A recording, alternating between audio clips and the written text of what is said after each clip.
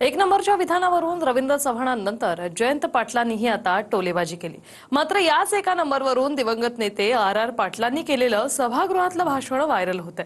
पाहूया। शिंदे यांची विरोधी पक्ष नेते पदावर निवड झालेली आहे। एका एकनाथरावांच्या नंतर दुसरे एकनाथराव येत आहेत अध्यक्ष महोदय।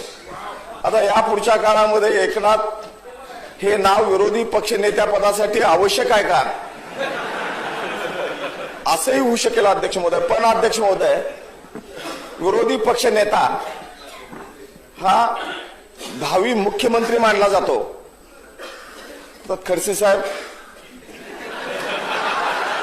त्या बाजूला उभा राहून सुद्धा आपण अनेक वेळा सांगितलं होतं आमचं सरकार येणार आहे। विरोधी पक्ष नेता हा भावी मुख्यमंत्री असतो हे लोकशाहीत सगळीकडे मानलं जातं अध्यक्ष महोदय। पण खडसे साहेब, आपल्याला किमान 2 नंबरची खुर्ची मिळालेली आहे। मी सुद्धा त्या खुर्चीवर 4 वर्षे बसलोय। होय अध्यक्ष महोदय, मी एकच सांगतो, लोकशाहीत जे मंत्री आता झालेत त्यांना मी अगदी अनुभवाचे बोल सांगतो, एकच नंबर खऱ्या अर्थाने असतो। बाकी 2, 3, 4, 5 याला काही अर्थ नसतो अध्यक्ष महोदय।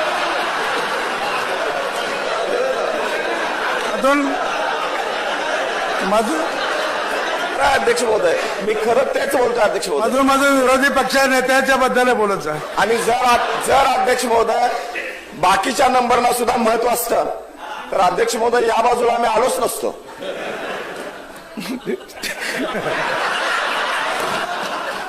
अध्यक्ष महोदय, आमच्यासारख्यांनी शपथविधी असा वानखेडे स्टेडियमवर जर केला असता अध्यक्ष महोदय तर आम्हाला अरबी समुद्रात नेऊन मिडिएटच बुडवला असता अध्यक्ष महोदय।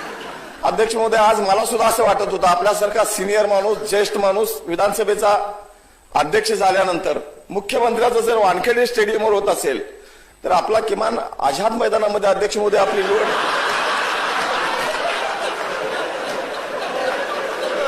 विरोधी पक्षनेत्याचा अभिनंदनाचा ठराव आहे।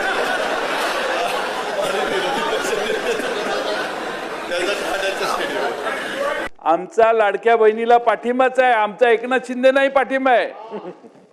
काय प्रॉब्लेम नाही ना बघा। त्यामुळं सगळ्यात राज्य सरकार तुमचं येण्यात फायदा झाला लाडक्या बहिणीचा, पण 1 नंबरचा आमचा माणूस 2 नंबरला जाऊन बसला, हा तोटा महाराष्ट्राचा मोठा झालेला आहे। अध्यक्ष महोदय, एकनाथ शिंदे साहेब असल्याच लोकांनी तुमचं नुकसान केलेलं आहे। एकनाथ शिंदे साहेब असल्याच लोकांनी तुमचं नुकसान केलं, तुम्हाला ते सारखं समजावून सांगतायत, काय हरकत नाही। 1 नंबर हा 1 नंबरच असतो। देसाई शंभूराजे काय म्हणतायत की 1 नंबरचा 2 नंबर जाईल तर 2 नंबरचा 1 नंबरही जाऊ शकतो। हे आता 1 नंबर इथं नाहीये म्हणून असं तुम्ही म्हणताय।